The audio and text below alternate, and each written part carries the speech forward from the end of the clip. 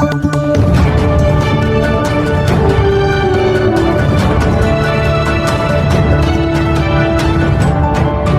ગાંધીની ભારત જોડો ન્યાય યાત્રાનું રવિવાર 14મી જાન્યુઆરીથી પ્રારંભ।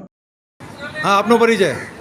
नैसद देसाई, प्रदेश कांग्रेस प्रवक्ता, एडवोकेट। ભારત જોડો યાત્રા ન્યાય યાત્રા ક્યારથી ચાલુ થવાની છે અને કઈ રીતનું આખું આયોજન છે, કઈ જગ્યા પર સમાપન થવાની?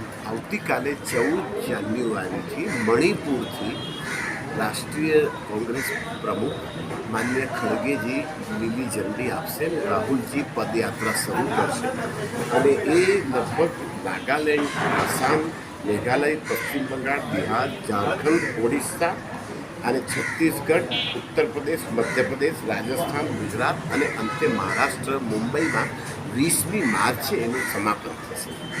આ યાત્રાનો મુખ્ય ઉદ્દેશ્ય શું છે? આ યાત્રાનો મુખ્ય ઉદ્દેશ છે કે પ્રેમ ભાવ વધે, નફરત દૂર થાય અને આર્થિક સમાનતા દેશમાં પ્રસ્થાપિત થાય, દેશના સંવિધાન પ્રમાણે, અને સામાજિક અને ધાર્મિક એકતા અને સમાનતા પ્રસ્થાપિત કરવાનો મુખ્ય ઉદ્દેશ છે।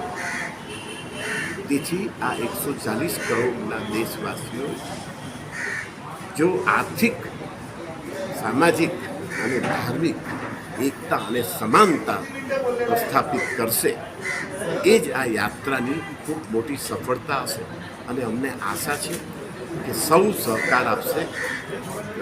કન્યાકુમારીથી કાશ્મીરની યાત્રા માન્ય રાહુલજીની હતી, એમાં પણ આર્થિક રીતે, સામાજિક રીતે નબળા વર્ગના લોકોએ ખૂબ સારો સહકાર આપ્યો અને આમાં પણ ખૂબ સારો સહકાર આપ સૌના આશીર્વાદ અને સહકારથી મળશે।